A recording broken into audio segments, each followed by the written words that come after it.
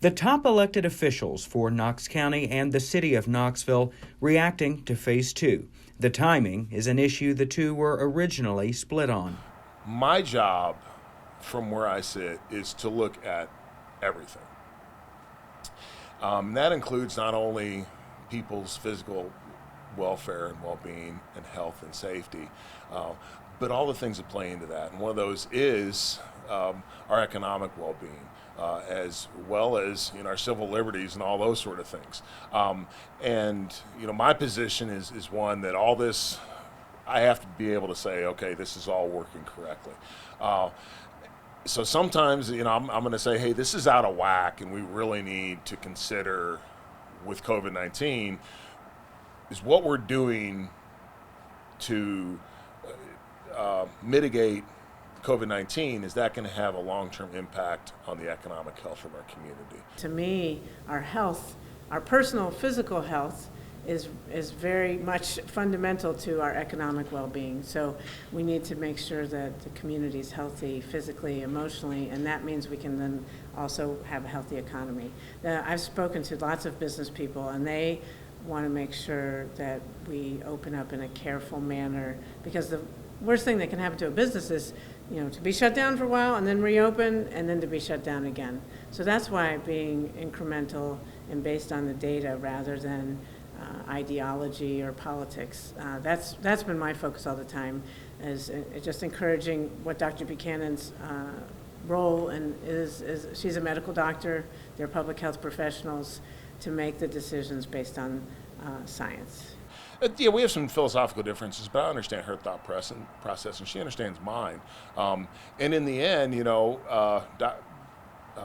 Kincannon, she wants things to open up too, because the city of Knoxville is very dependent on the businesses in the city of Knoxville, and so is Knox County. I mean, like 68% of the cash registers in Knox County are within the city of Knoxville.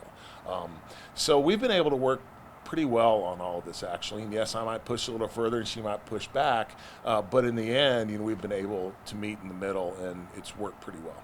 It's no surprise that Mayor Jacobs and I have different sort of political ideologies and ways of thinking about things, but I do for sure think that we both want what's best for the community, and I think that he also understands that our health is paramount, and that we need our employees to be healthy, and we need our businesses to be healthy. But for that to happen, what makes those businesses function is people, customers and employees. So in protecting our public health is really important to Mayor Jacobs and to me. But both mayors agree data supports the next phase, opening more businesses and allowing people to gather in larger groups. Our numbers are, as of now, they're great. And I think a lot of the reason for that is probably some good fortune. I think the health department has done a great job. I think our healthcare professionals have done a great job. But I also think the people in Knox County and East Tennessee have done a great job. And they've been responsible, and they've exercised that personal responsibility. And we have to do the same thing going forward. Unfortunately, COVID-19's it's not going to go away tomorrow. I wish it would, but it's going to be here, and we have to figure out a way to live with it, and we have to figure out a way to get back to normal as much as possible. And the way that we're going to do that is by making sure that it doesn't have a huge impact on our community, and all of us individually can help with that. We are very fortunate. We have not been hit by this virus as hard as other communities. And I remember back in March when we were making very difficult decisions to shut things down, public health people said, if you do things right and you take immediate action early, people will say you overreacted. So I feel like taking early action and decisive action, even though it was painful, has helped save our community from the worst ravages of this virus. And so if we keep it up, we will continue to be, always dealing with it. The virus hasn't changed. The way it's transmitted hasn't changed, but we have been able to change our practices and have this new normal so we can mitigate the transmission, so our medical teams can handle the viruses when they do come, so our contact tracers can follow up and investigate. Kincannon and Jacobs both making a plea to the public to keep it up. One of the things that I look at is, are we keeping it out of the vulnerable population with our hospitalizations and deaths? And that's that's happened very well as far as we look at that metric, and also the active cases now have dropped significantly. So I think that's something that's really surprised even me. So I'm just glad that we're able to move in the right direction, and that we are moving in the right direction. The best in our community has come out. We've had some toxic conversations and some ugliness come out in this pandemic, but more often the case, I've seen people, whether they're at home, whether they're in their neighborhoods or in their workplaces, building bridges, feeling cooperative, learning what to do to protect themselves, their families, their employees, their customers. They want to do that. Everybody wants to do that. And I feel that the more we can build those bridges, learn from each other, and work together, the more we're going to be able to thrive, even as we wait for a vaccine to have a more permanent solution to this. But in the meantime, building these bridges is going to really help.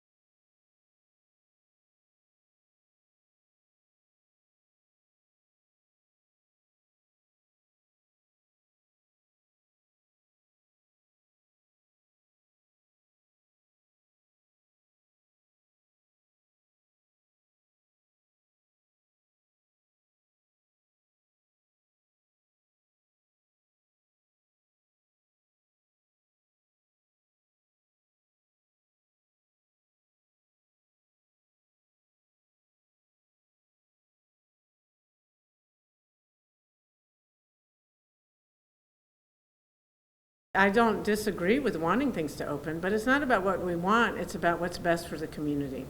And those should be what's best for our health, and what's best for our health is best for the economy. So I'm really pleased, and I have worked in a united way with Mayor Jacobs to, this was a joint task force that has some representatives from the city, representatives from the county. The health department obviously is the lead entity in the whole thing. And then a handful of people from the business community. And we had someone from UT School of Public Health also to, contribute to the discussion. So